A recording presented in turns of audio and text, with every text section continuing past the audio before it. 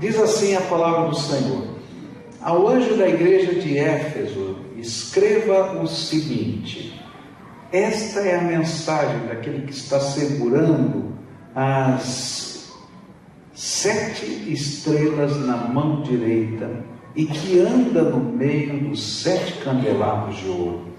Eu sei o que vocês têm feito, sei que trabalharam muito e aguentaram o sofrimento com paciência. Sei que vocês não podem suportar pessoas más, e sei que puseram à prova os que dizem que são apóstolos, mas não são. E assim vocês descobriram que eles são mentirosos.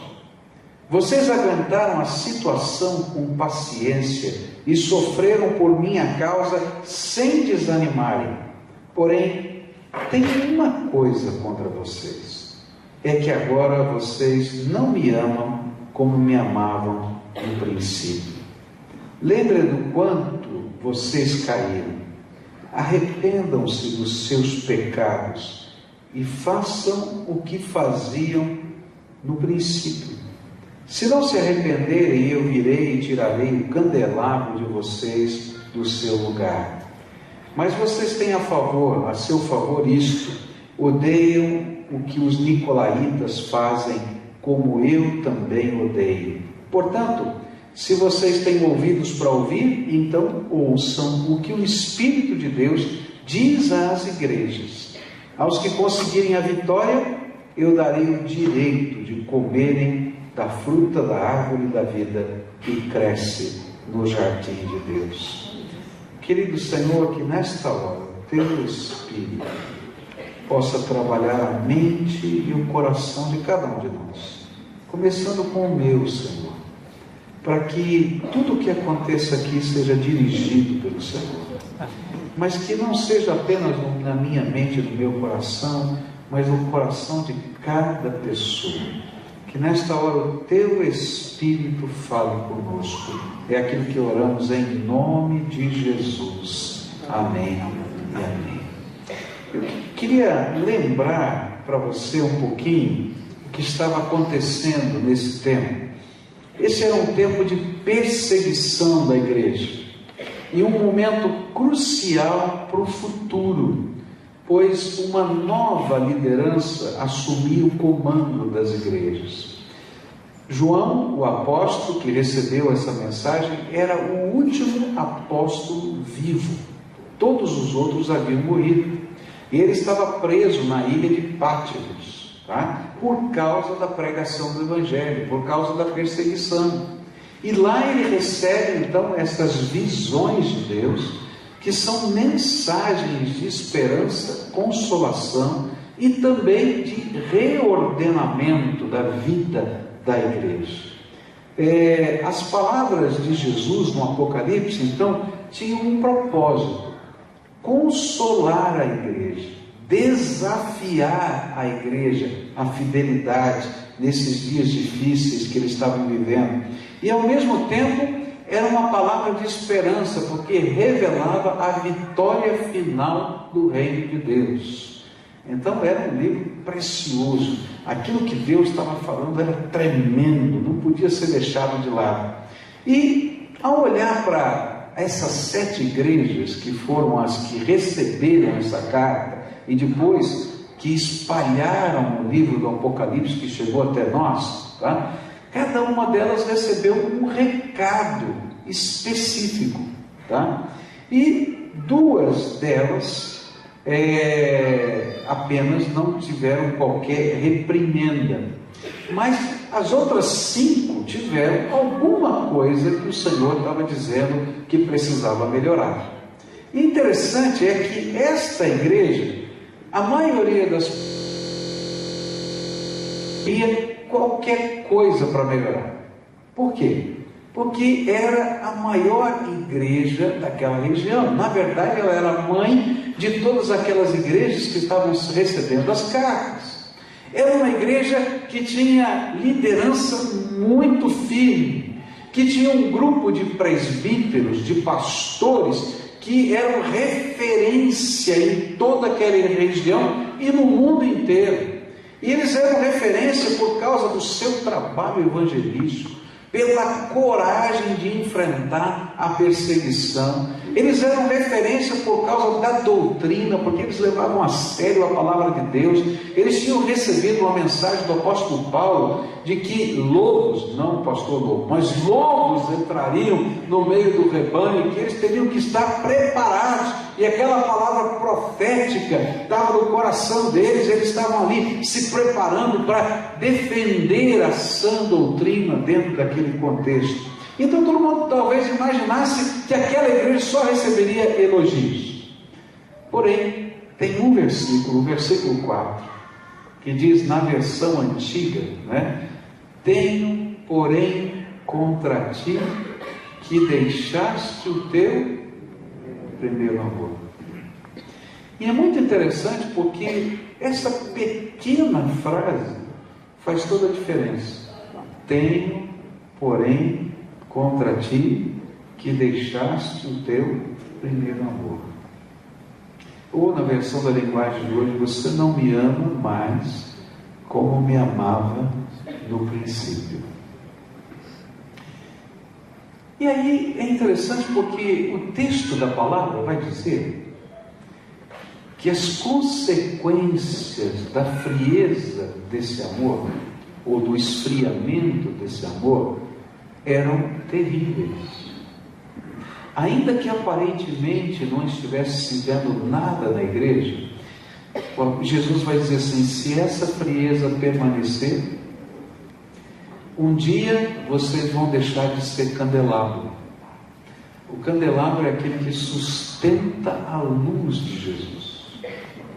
E a igreja deixa de ser igreja quando ela se esfria no seu amor, na sua devoção, na sua profunda intimidade com Deus. Nessa noite, me permitam não fazer um sermão no formato tradicional. Eu queria pensar nesta expressão com uma pergunta para mim mesmo: quando e como? São duas perguntas, né? Quando e como na minha vida eu tive que ouvir Jesus dizendo: Pascoal, eu tenho contra ti que tu estás deixando o teu primeiro amor. Porque às vezes a gente imagina que um crente maduro, que um crente fiel, que alguém que teme o Senhor, que conhece a palavra de Deus, como eu, que sou um pastor, pregador do Evangelho, nunca vai ouvir essa expressão dos lábios de Jesus. Então eu tenho que confessar o meu pecado. Me perdoem, e hoje eu vou fazer confissões de pecado. Eu já ouvi Jesus dizendo para mim: Pascoal, eu tenho contra ti que deixaste o teu primeiro amor. E o pior é que eu tenho que confessar que eu não ouvi uma vez só. Em alguns momentos diferentes da minha vida, Jesus teve que dizer isso para mim. E nessa noite eu queria contar essa história para vocês, e olhar para a palavra de Deus e contextualizar aquilo que aconteceu na minha vida com essa palavra, para que talvez você que está ouvindo o Espírito Santo de Deus dizer a mesma coisa, ou quem sabe você que nem está percebendo Jesus dizer isso, possa passar pelo processo de retorno.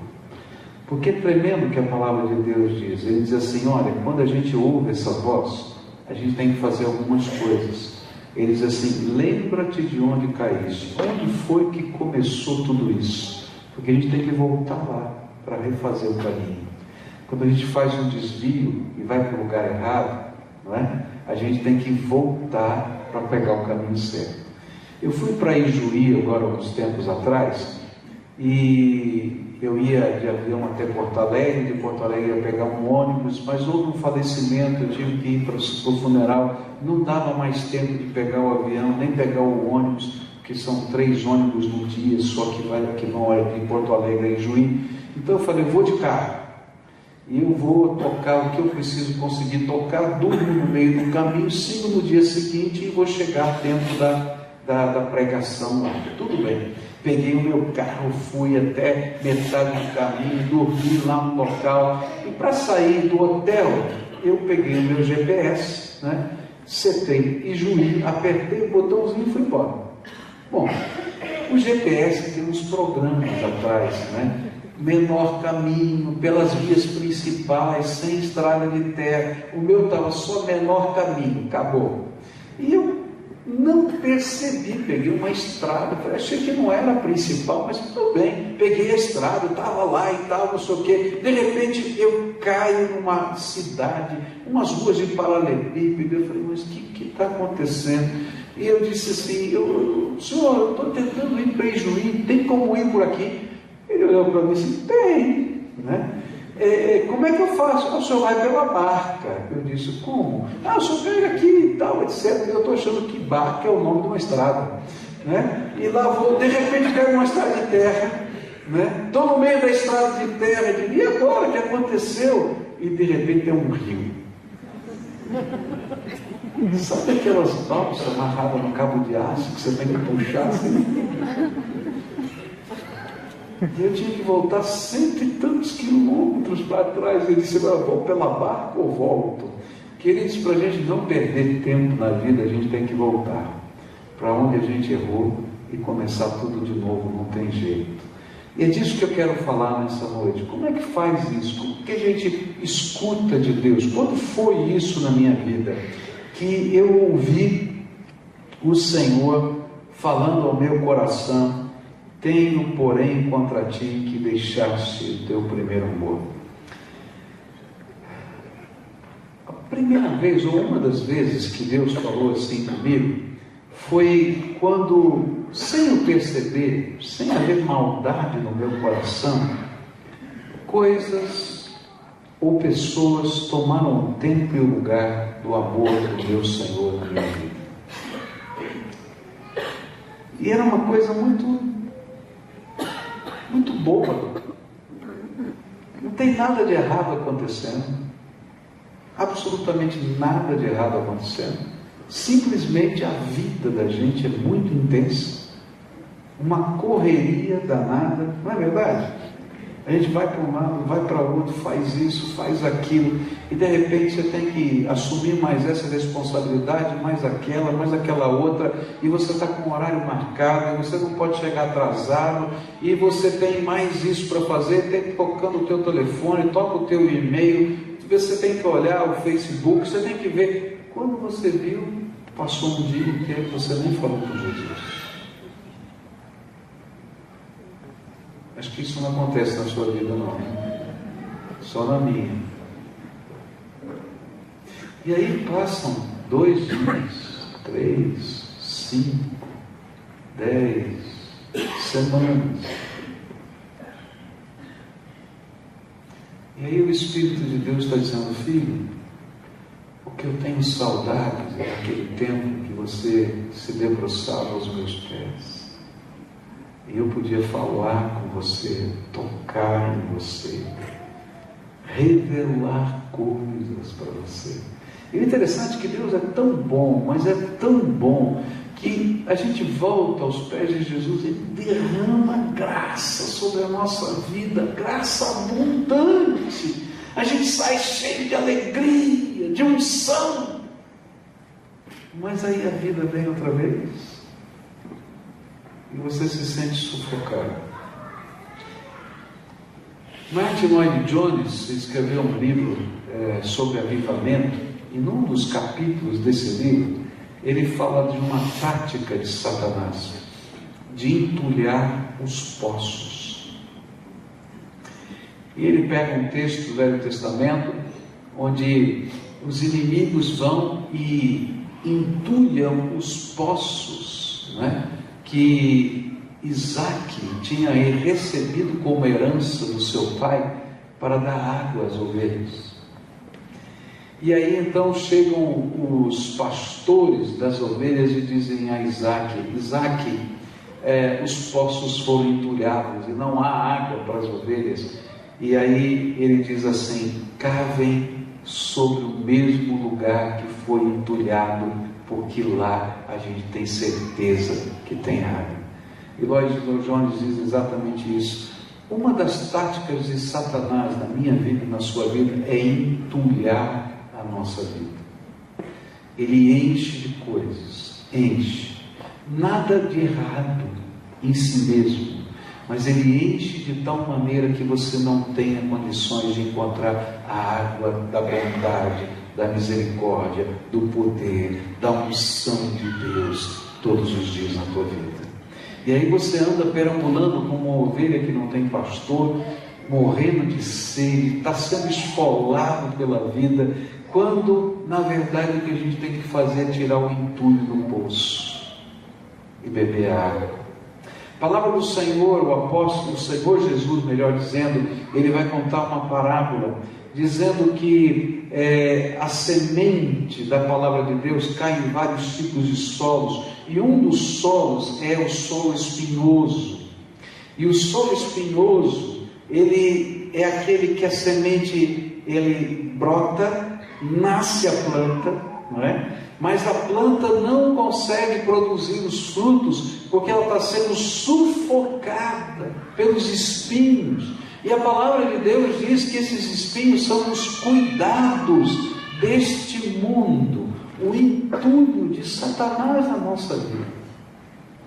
E, queridos, quando eu ouvi uma vez isso do Senhor no meu coração, eu tive que olhar para trás da minha vida e dizer: onde eu estou sendo entulhado?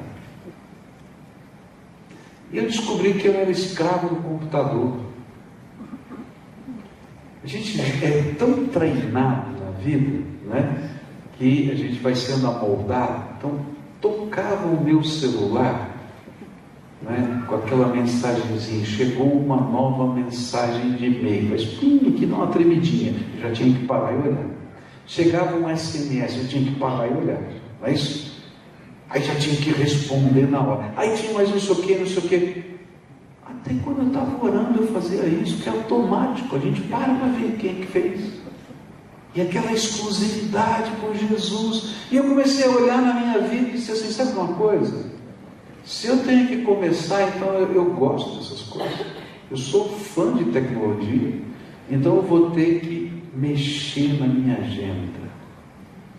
E eu só me permito fazer algumas coisas depois que eu cumprir aquilo que eu entendo que é prioridade.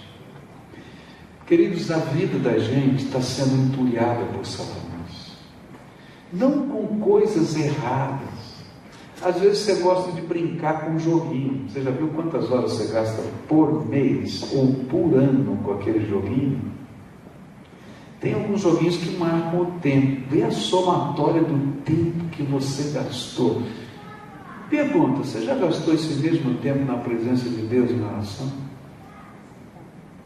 E aí quando o Senhor olha para você e diz assim: filho, você me ama menos do que esse joguinho de computador que não vale nada, que é consumidor do teu tempo. Está entendendo o que eu estou falando? Quantas horas por mês você gasta assistindo novela? Está entendendo? Tem pecado assistir novela? Não, não é uma coisa muito boa, mas tudo bem, não é pecado necessariamente. Porém, quando Jesus olha assim: olha, você valoriza mais o capítulo de hoje do que a minha presença. E aí então o Senhor olha para você, filho de Deus, querido, amado, não que está necessariamente caindo numa situação errada de vida, diz assim: eu tenho porém contra você uma coisa: você não me ama mais como você me amava, a ponto de separar e me colocar como principal na tua vida. É interessante como o mundo vai amoldando a gente, vai trabalhando a nossa visão, porque a gente não se percebe dessas coisas. Eu fui visitar um seminário nos Estados Unidos, falei com o diretor do seminário e estávamos fazendo um convênio e ele nos convidou para almoçarmos. Então estava ele, o diretor do seminário, todos os líderes, os professores, eu, um representante do Brasil, para firmar um convênio com aquele seminário, né? E aquele homem passou a hora do almoço inteira com o seu celular na internet ali. Ele não abriu a boca, ele dava meias palavras. Foi tão feio, que na hora do jantar, aquele grupo de professores veio e pediu perdão. O senhor perdoe a gente, porque foi uma vergonha o que o diretor do seminário fez. Agora, queridos, aquilo que ele fez comigo, a gente está fazendo todo dia com Jesus. Você está entendendo o que eu estou falando? E aí o Espírito Santo de Deus uma hora vai ter que passar pertinho de você, como passou por mim. Não uma vez, que eu tive recaídas. Eu tenho que confessar para você. Dizer, Pascoal, eu tenho contra você uma coisa. Eu estou vendo que você é certo, que você é fiel, você faz isso, faz aquilo, como ele falou aqui para a igreja. Mas tem uma coisa que me entristece. O teu coração não vibra mais com a minha presença. E o teu encontro marcado comigo não é mais a prioridade. Quando Jesus falou isso para mim, foi muito forte, porque quando eu descobri, lá com meus 12 anos de idade, que Jesus podia falar com a gente, que Deus podia falar com a gente, eu fiquei tão impressionado com aquilo, que eu tinha hora marcada para o meu encontro com Deus todo dia. E eu deixava tudo. E como foi interessante, porque naquele tempo o inimigo já começou a tentar entulhar a minha vida. E eu me lembro que aquela semana que eu marquei com Deus aquele horário, aconteceu de tudo na minha casa. A cortina da casa, da sala, despencou com trilho e tudo. Daí minha mãe gritava, olha, o filho mais velho, vem cá, e tal. Daí eu vou lá, eu botar uma furadeira e tal, e fazer esse negócio. No outro dia que eu vou para o meu encontro, estourou o cano da cozinha. Vou lá, eu arrumar o cano da cozinha. No outro dia, eu sei que cada vez chega um dia, eu falei, mãe, assim não dá. Ó, toda vez que eu tenho meu horário marcado, acontece um negócio em casa. E a sabedoria da minha mãe disse assim, é o diabo que não quer que você tenha comunhão com Jesus. Pode cair a casa que eu não vou te chamar mais. Vai lá para o teu encontro com Deus. Se a gente não tiver coragem de chegar atrasado num outro encontro com o teu chefe, quem sabe, porque Jesus é prioridade. Se a gente não tiver coragem de dizer não para alguma tecnologia, porque Jesus é prioridade, tem alguma coisa errada com o nosso primeiro amor. Dá para entender isso? O segundo momento, uma segunda maneira pela qual o Senhor teve que falar isso na minha vida, foi quando, dentro do meu coração, eu permiti que mágoas ou amarguras fossem entesouradas. É interessante como esse negócio é complicado na cabeça da gente, né? A mágoa com pessoas, situações, e até com o próprio Deus, ela vem de uma maneira muito sorrateira, ela se instala no nosso coração.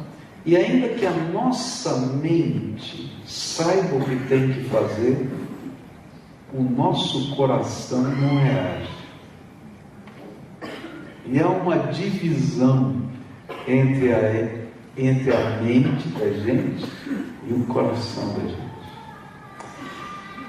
Eu me lembro que toda vez que eu entesourei mágoas no meu coração com pessoas, e até com Deus, eu não conseguia ter comunhão com o Espírito Santo de Deus. É interessante como funciona isso.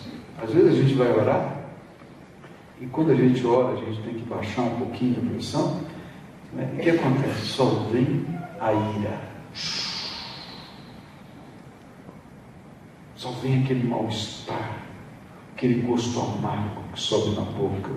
E a gente diz, não, não quero pensar nisso. Mas aí, vem de novo, e vem de novo. E sabe o que é pior? É que às vezes a mágoa, a ira, não está voltado só contra pessoas, contra circunstâncias, mas em alguns momentos, sem a gente perceber, a gente entra em crise na nossa relação com Deus.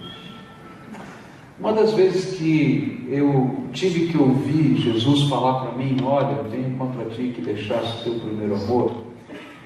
Então, não foi a única vez, eu tenho que dizer isso para você, tá? Mas uma das vezes que foi talvez uma das mais marcantes nessa questão de coisas da alma, foi quando os meus pais se separaram. Eu tinha 16 anos quando os meus pais se separaram, e a situação foi uma situação muito ruim. Mamãe tem até hoje uma doença psiquiátrica séria, e ela tem surtos psicóticos, né? E dentro desses surtos, isso é uma doença evolutiva, ela foi piorando ao longo dos anos. Então, os primeiros sintomas, a gente tinha muita dificuldade de entender se era verdade, se era mentira o que ela estava falando, porque o nível de argumentação era muito contundente e forte.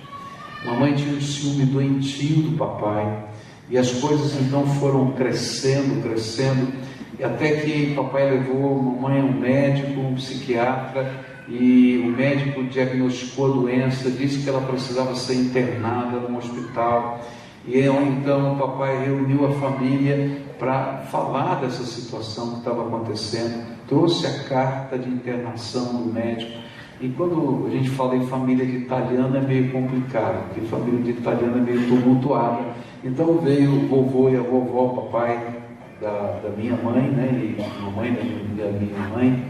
E o meu pai então falou: olha, está acontecendo isso, amanhã eu vou ter que levá-la ao hospital, e etc.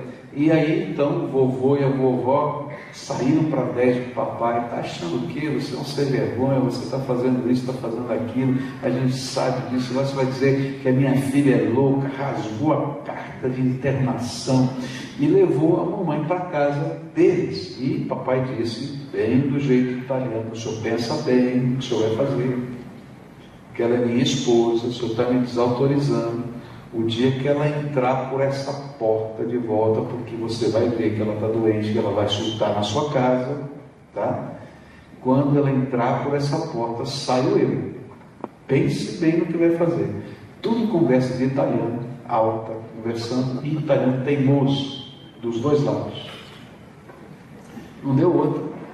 Mamãe surtou na casa do vovô. Ninguém aguentou mamãe na casa do vovô. Ela fez as malas e voltou para casa.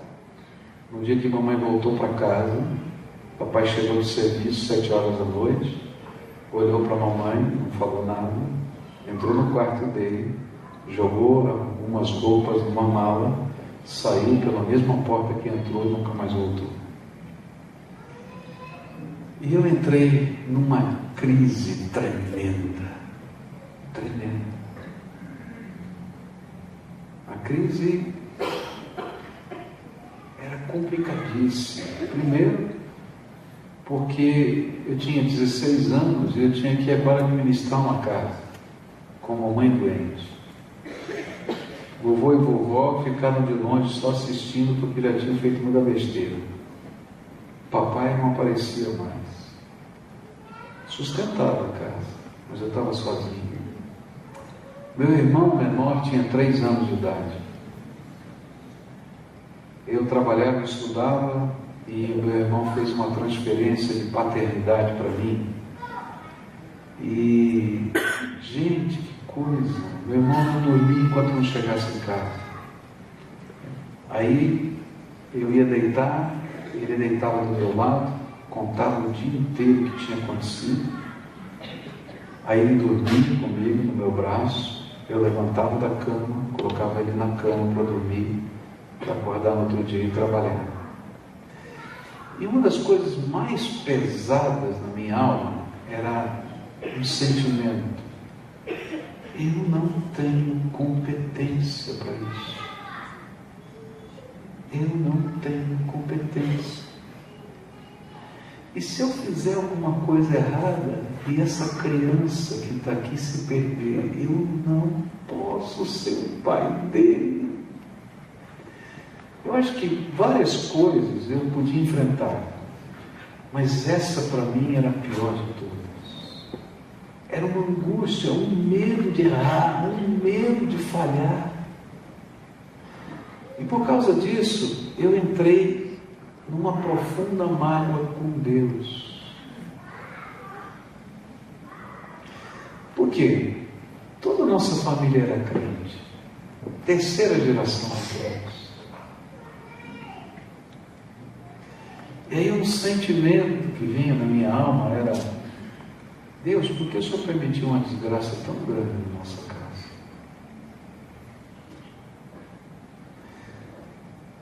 Um outro sentimento que veio dentro da minha alma, muito forte, é que eu não conseguia entender uma doença psiquiátrica. Eu achava que era possessão demoníaca. Queridos, tudo quanto era culto, expulsão do demônio, coitado da minha mãe, eu levei. E quando não dava para levar, eu trazia todo mundo para expulsar o demônio dela em casa. Depois que eu fiquei sozinho, então aí era todo dia que eu podia. Eu dizia: Deus, onde o Senhor está? Onde o Senhor está? Por que o Senhor não responde? Será que o Senhor ouve mesmo as orações? E aí, uma profunda tristeza espiritual começou a tomar conta do meu coração. É interessante que eu tinha um temor de Deus, eu sempre tive temor de Deus. O temor de Deus é o princípio da sabedoria. Eu sei que Deus é Deus, eu sei. Eu não vou disputar com Deus. Então o que eu fiz? Eu coloquei tudo debaixo do tapete da minha alma, esses sentimentos. E o que aconteceu foi que eu fui endurecendo. Eu fui levantando barreiras. Então eu precisava ser forte, eu tinha que enfrentar a vida. E essas barreiras então me impediam de ter relacionamentos mais profundos com pessoas. Eu podia permitir que elas chegassem perto, mas tinha uma barreira que daqui para frente deixa comigo. Isso também acontecia com Deus. Eu ia à igreja, eu participava de cultos, eu até pregava.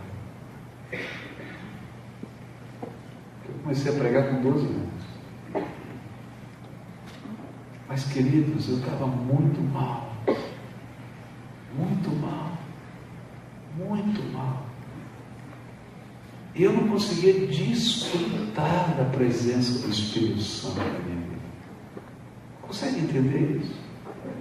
Porque lá dentro de mim eu tinha tantas questões que eu não conseguia responder.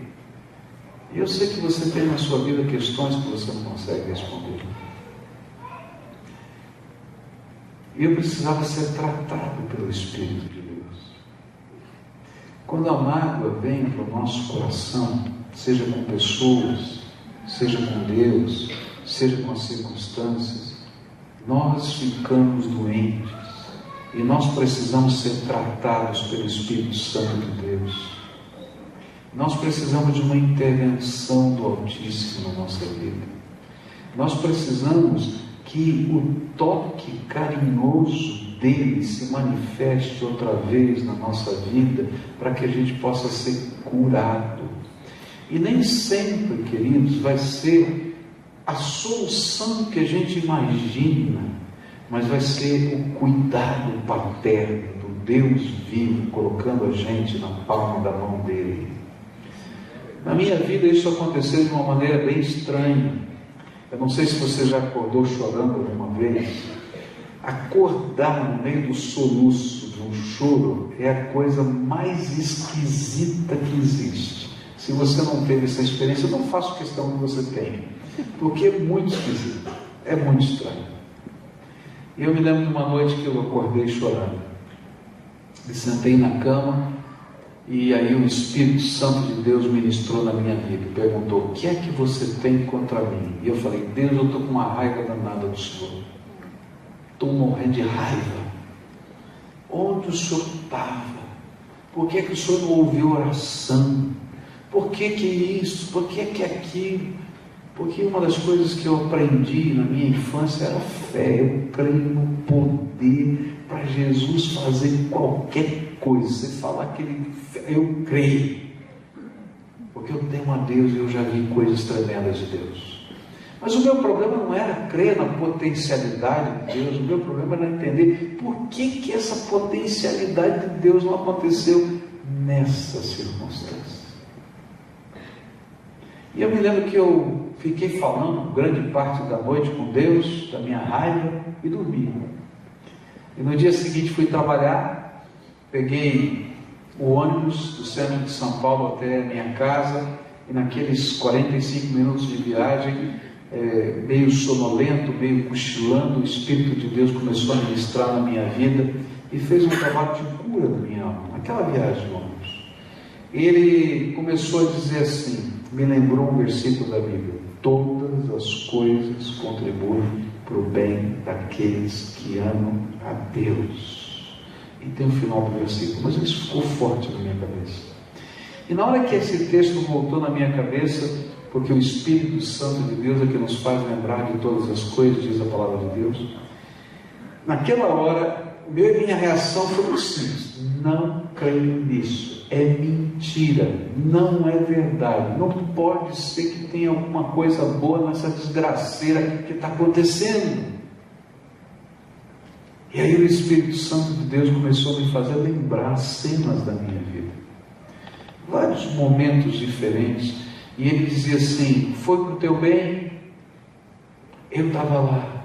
Foi para o teu bem? Uma das que mais me impressionou foi uma lembrança de bem pequenino. Eu era bem pequenino, estava brincando de pique-esconde, né?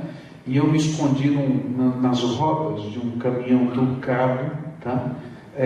Baú, então você entra por dentro do baú assim, eu era bem magrinho, pequenininho, eu fiquei ali, só aparecia a pontinha dos meus pés assim, e o dono do caminhão ligou o motor para ir embora, e o caminhão morreu.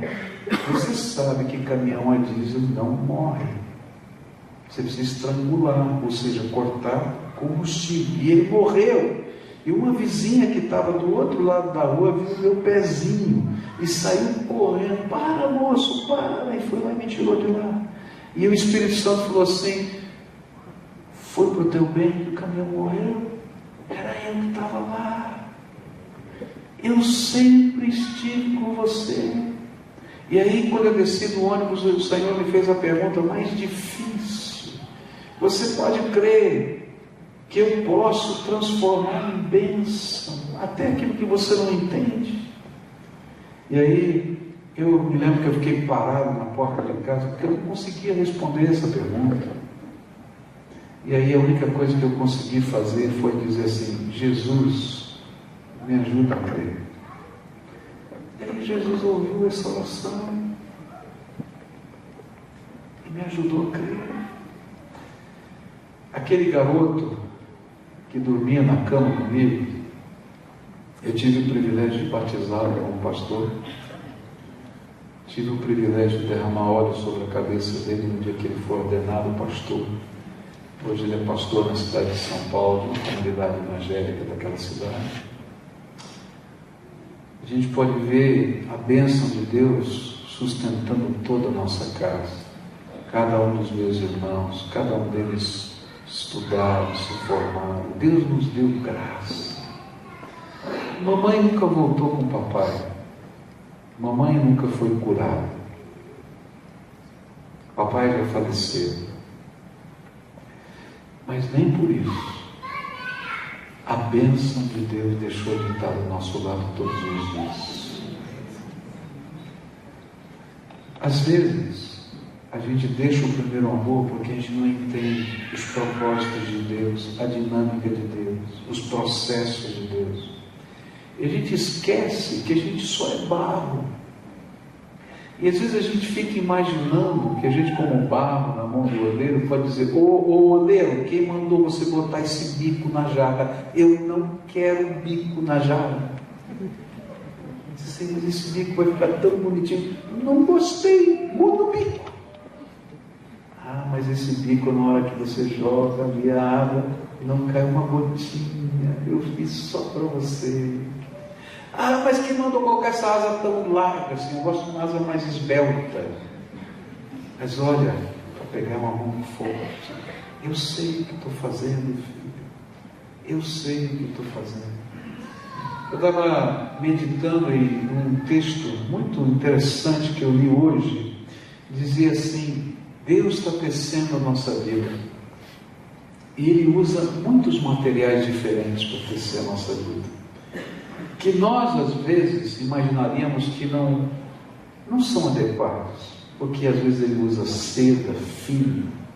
Outras vezes Ele usa um fio tão grosso e tão tosco.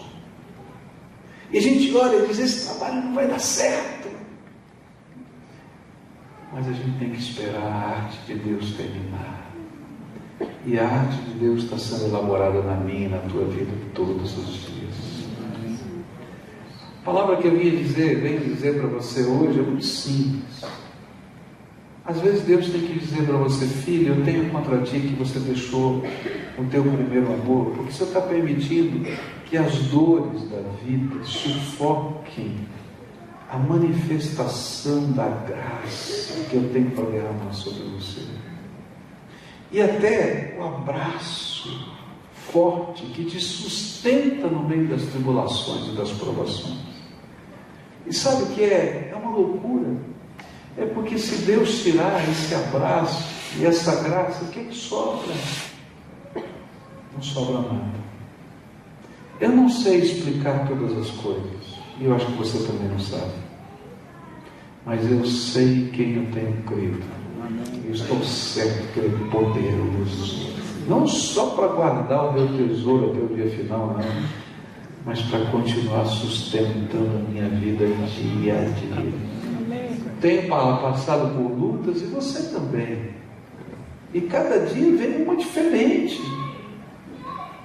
E aí o papai diz assim: levanta, rapaz, não terminou a tua jornada. Lembra de Elias?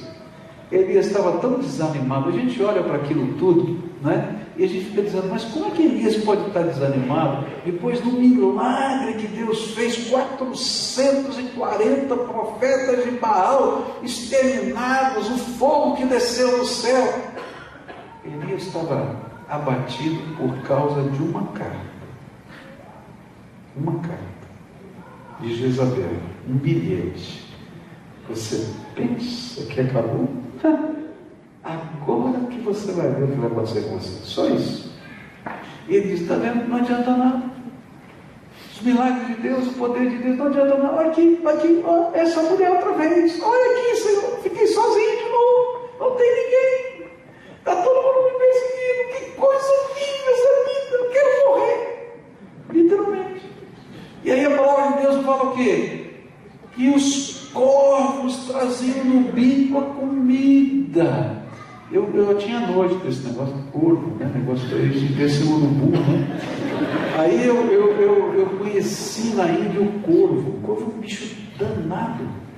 Ele, se você deixar a porta da sua casa aberta, ele vem, entra na cozinha, rouba o que tiver em cima da mesa, carrega no bico e vai embora. Ele é ladrão, tem? Então aí chega o corvo e está passeando em Israel todo. Onde tem comida, o Senhor falou: corvo, leva para o meu servo. O corvo vai lá e toma aqui água, não sei o que, água tinha no ribeiro. Aí está não sei o que, a carne, lá traz a comida e dá assim na mão dele. Ele põe assim por mim, põe aqui na mão. Oh, aleluia! Mas ele está dizendo: a carne está na mulher, horrível. Aí não para, não dá certo. Aí, quando ele está muito triste, ele diz: não, então bom, Deus fala assim: não, vou abençoar mais, vou mandar uns anjos. Não é mais corpo, vem anjo. Filho, vem aqui, você não consegue levantar, toma na boquinha. O anjo está dando na boquinha. Lembra para você ver. Aí chega uma hora que ele diz assim: levanta aí, rapaz, para com isso. Você pensa que está sozinho? Eu estou aqui com você, mandei anjo, mandei corpo, e tem mais 7.000. Eu tenho uma obra para fazer, levanta, Querida, assim, às vezes Deus tem que tratar a nossa vida. Deus tem uma obra para fazer através de você. Não terminou, não acabou a história. O bilhete que você recebeu não é a sentença de morte. Tem coisa tremenda de Deus para acontecer na tua vida. Agora, volta lá, naquela fé, naquela determinação, naquela confiança, naquela esperança. Dizer, não entendi tudo, não tenho todas as respostas, mas eu sei que o Senhor me ama. Terceira coisa, terceiro momento na minha vida ou situação que eu ouvi Deus falar para mim: tenho porém contra ti. Há momentos da nossa vida que nós nos esfriamos porque abrimos brechas para o pecado na nossa vida.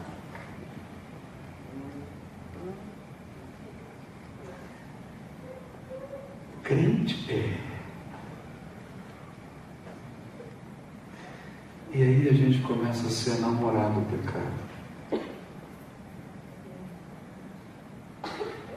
E a sutileza de Satanás é muito grande, queridos.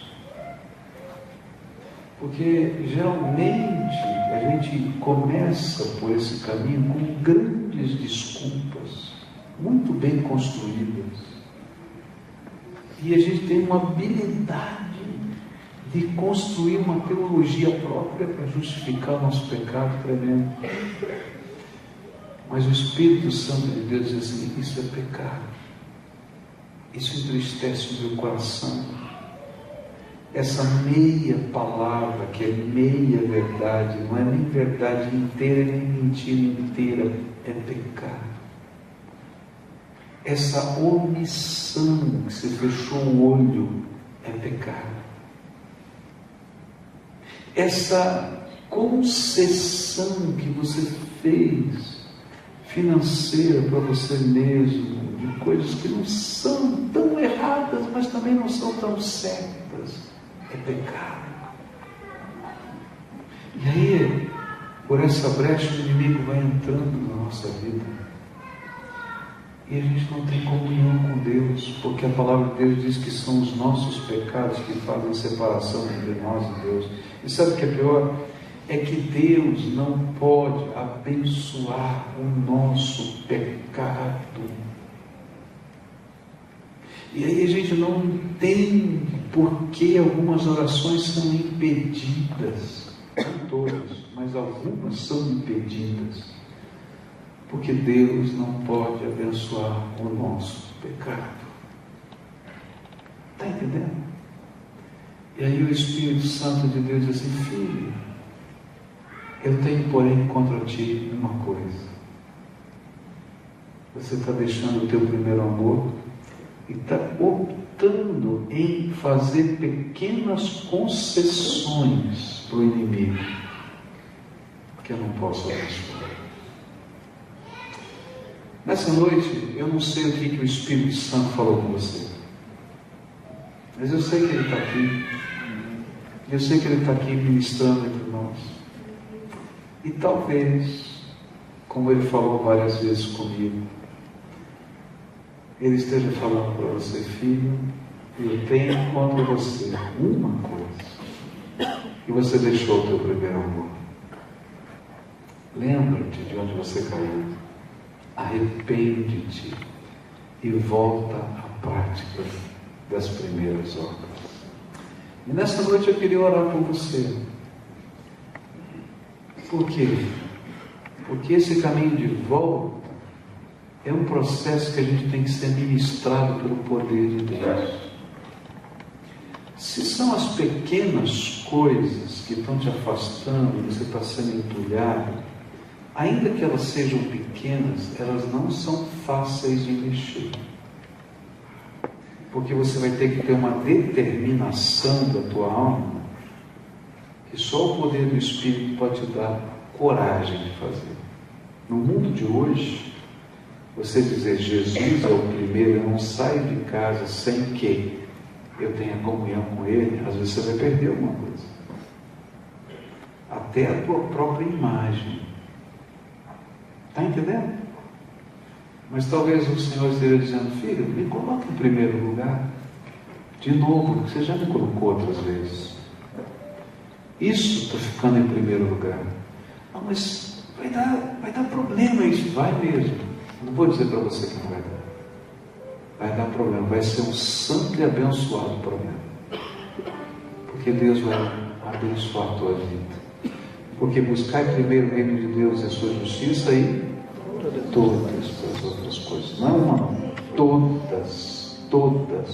Todas são acrescentadas pela graça de Deus. Então eu quero orar por você. Você vai vir aqui daqui a pouquinho trazendo essas pequenas coisas, dizendo, Senhor, isso aqui tem tomado o teu lugar na minha vida. Perdão. Está entendendo? E aí a gente vai dizer, Senhor, eu vou fazer um voto, um compromisso. Uma das coisas que talvez possa acontecer, se você é um viciado em computador, um viciado em televisão, um viciado em joguinho, sei lá o que é, porque o inimigo é, olha, sutil, não tem nada de errado. Então, faz um jejum.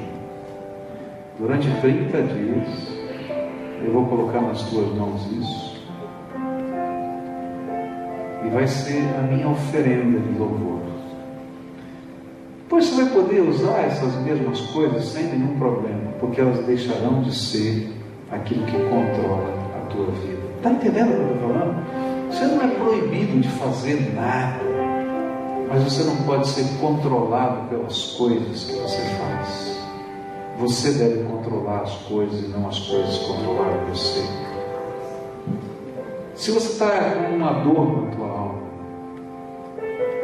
dor com pessoas, dor com Deus, então essa é a hora da gente buscar a cura de Deus. E eu vou te convidar daqui a pouco para vir aqui, para você colocar a tua dor na presença do Senhor. Você vai abrir a ferida, falar para Ele o que está doendo, por que está doendo, que jeito está doendo. E a gente vai pedir, Jesus, vem agora curar essa ferida. Eu não vou garantir para você que vai voltar tudo como era antes, porque a vida passa e nem sempre dá para voltar como era antes.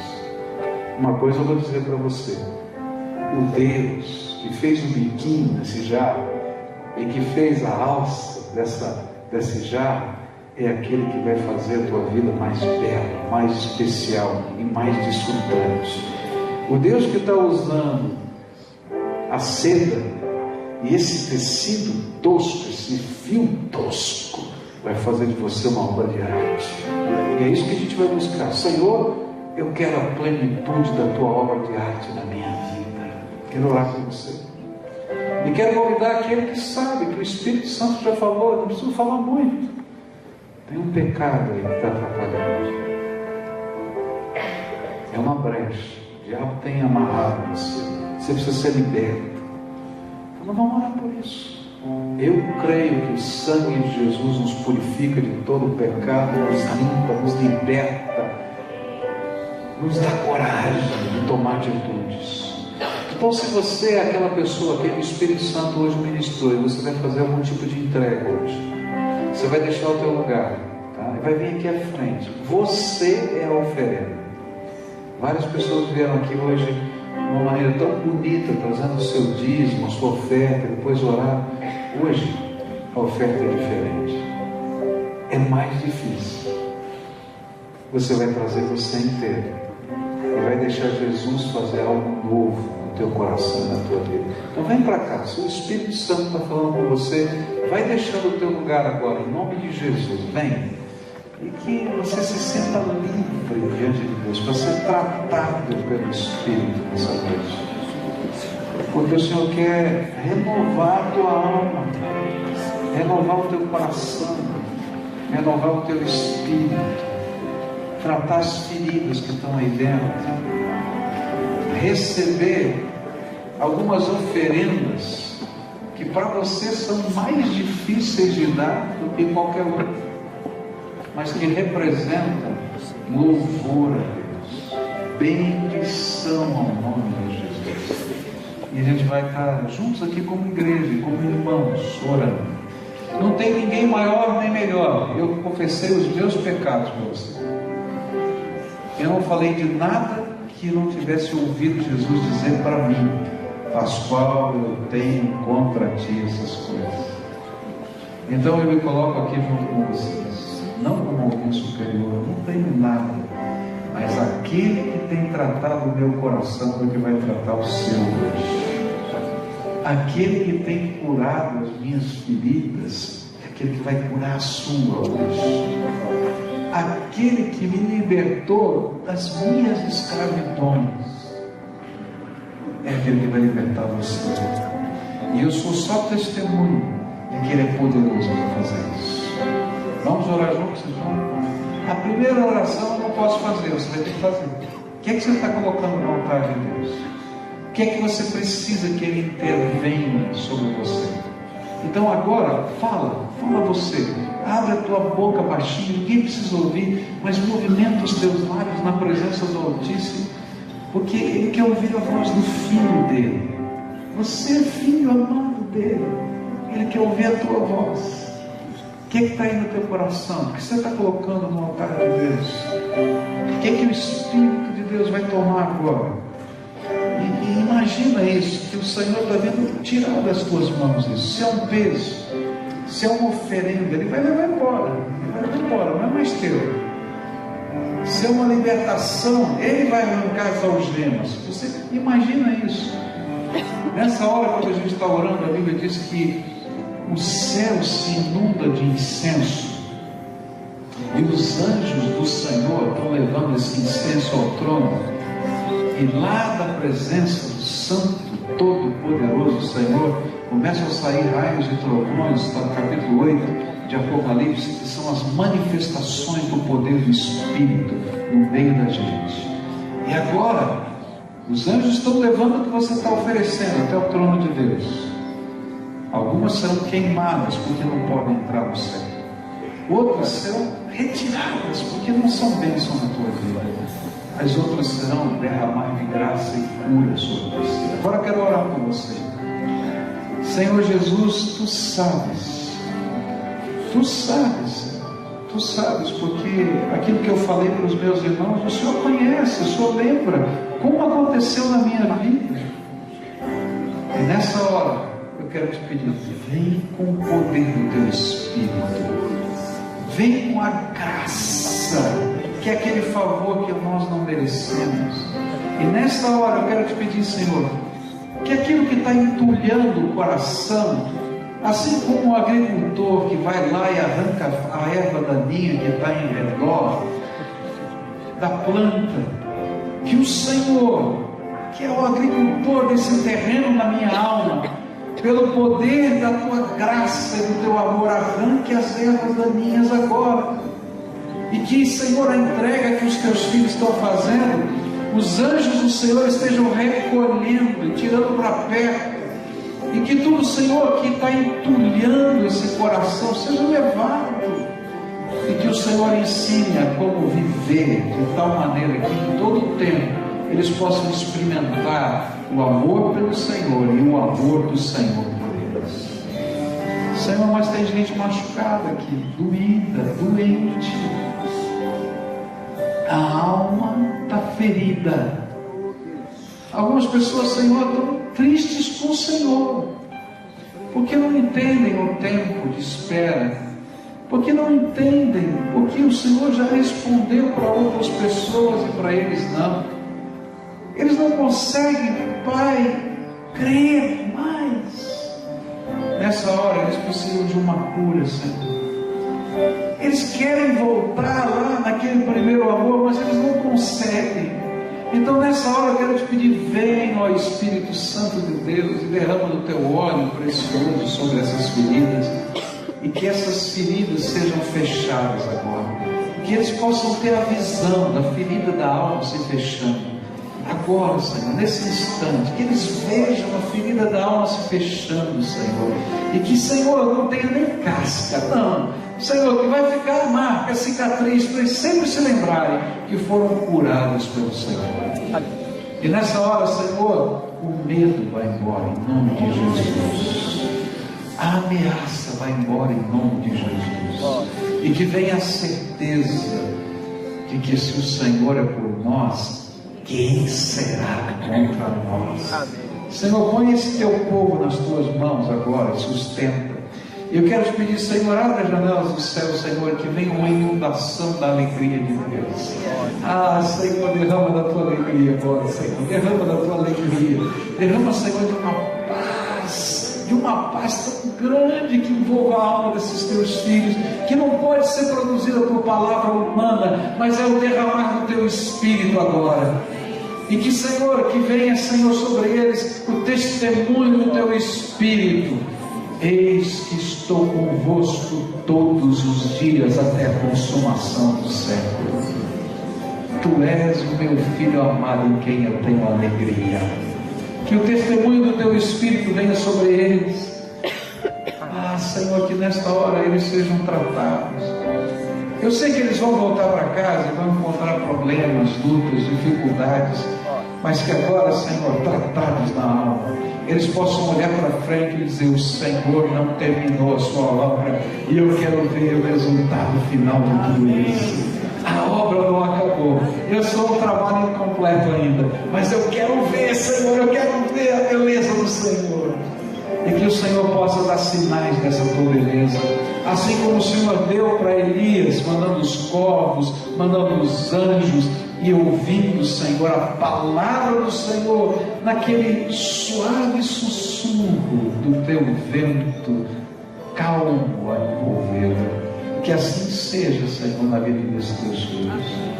Que nessa hora aqueles que estão sendo aprisionados por Satanás sejam libertos em nome de Jesus. Senhor, basta uma palavra tua, tu és o soberano.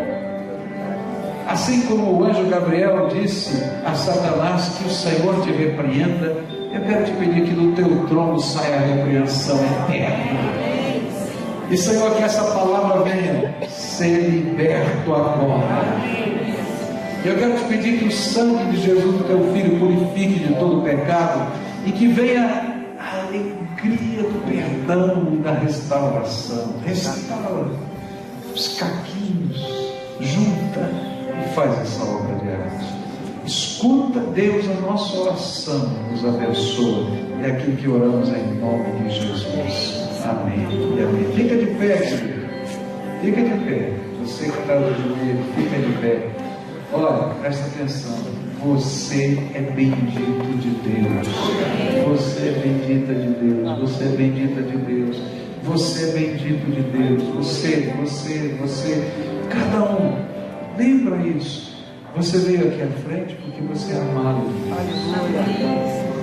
E aquele que te ama diz assim: o teu amor é tão precioso para mim, é tão precioso para mim, que eu quero mais. E então você vai com o amor de Deus e é Ele que vai constranger você a amar mais. E Ele vai te ajudar um dia de cada vez nessa jornada, tá bom? Vai na paz do Senhor Jesus. Que o Senhor Jesus te abençoe.